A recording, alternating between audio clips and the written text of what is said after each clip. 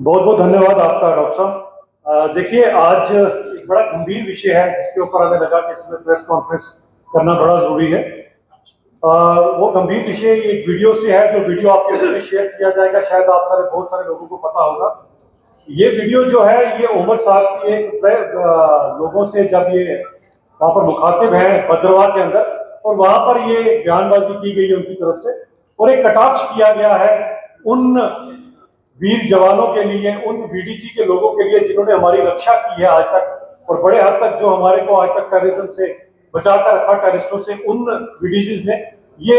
आपके बीच में है, इसको हम आपको थोड़ी देर में कॉपी भी दे देंगे। इसमें अगर आप इसे गौर से सुने तो उमर साहब इसमें कहते हैं, ये जो वीडीजीज है ये भारतीय जनता पार्टी के वर्कर है, और कहीं ना कहीं उन वीडीजीज को कम्युनलाइज करने की जो सोच उमर अब्दुल्ला साहब की है कि उनको भी धर्म के नाम पर बांटा जाए, ये बड़ी दुख वाली बात। और एक इंसान जो यहाँ पर मुख्यमंत्री रह चुके हो, उसके बाद जब वो वीडीजीज की ऊपर ऐसा कटाक्ष करते हैं, तो मुझे लगा कि इसके ऊपर प्रेस कॉन्फ्रेंस करना पड़ा। तो उमर अब्दुल्ला साहब को मैं ये बताना चाहता हूँ कि जो सन 87 की आपने रिगिंग की थी, उसके बाद जब बंदूक यहाँ पर दाखिल हुई थी, और उसके बाद ये सब कुछ जो खून खराबे का खेल हुआ, और हमें अभी भी याद होना चाहिए कि 1990 में जब सबसे पहले बीडीसी या बीडीजी बनाए गए थे, तो अगर आप हमारी बात ना माने उमर साहब, तो कम से कम विकिपीडिया पढ़ लीजिएगा, जिसके ऊपर ये कहा गया कि क्यों बनाए गए थे। इसके अंदर वो हिंदूज और वल्नरेबल मुस्लिम्स, उनको ये हथियार दिए गए थे। इसमें कोई मजहब देकर किसी को हथियार नहीं दिए गए थे, क्योंकि जो टेररिस्ट पार से आता है वो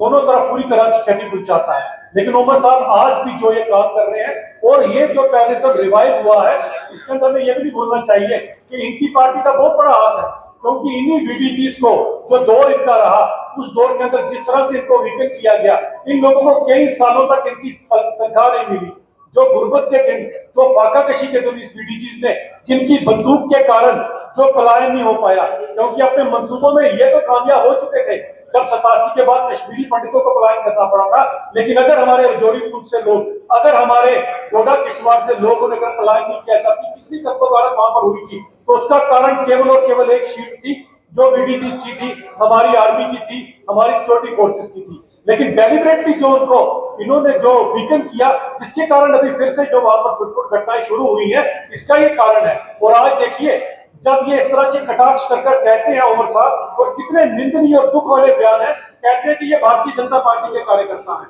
तो मैं उमर साहब से पूछना चाहता हूं, मोहम्मद शरीफ जिसने चचलगला में अभी अपने प्राणों की आहुति दी है टेररिस्टों से लड़ते हुए, क्या वो भारतीय जनता पार्टी का कार्यकर्ता था? तो इस तरह के जब आप बयान करते हैं, तो आपको पता होना चाहिए कि एक आम इंसान का बीडीजी के लिए क्या क्यों जरूरी है, किस तरह से एक एक बीडीजी अपने गांव की रक्षा करता है। इसके लिए कम से कम मोहम्मद साहब को जब इस तरह के बयान देते हैं, तो एक पूजी है, उन्हीं के तरह बयान सुन लीजिएगा, जिन्होंने कहा कि अगर इस तरह की बीडीजी को इन लोगों ने अगर वीकन ना किया होता, या अगर ये नहीं बनी होती, उस समय बनी होती, तो 35 लोग जिनका कुल्लड़ में मैसेकर किया गया था, ये कभी ना हो पाता। तो इस तरह की जब ये बात करते हैं, तो मुझे लगता है कि बड़ी दुख वाली बात है इंटेंशनली बीडीजीज को, क्योंकि बीडीजीज ने भी जो हथियार उठाए और उन पहाड़ की चोटियों पर बैठकर जिस तरह से वो आज इन टेररिस्टों को मुंह तोड़ जवाब दे रहे हैं, फर्स्ट लाइन ऑफ एक्शन तो उन्हीं का होता है जो एक गांव में बैठा होगा। लेकिन आज एक ऊंची सोच के साथ हमें इसके ऊपर एक शक है कि आप इस तरह के बयान क्यों दे रहे हैं, क्योंकि बीडीजी से अगर कोई डरता है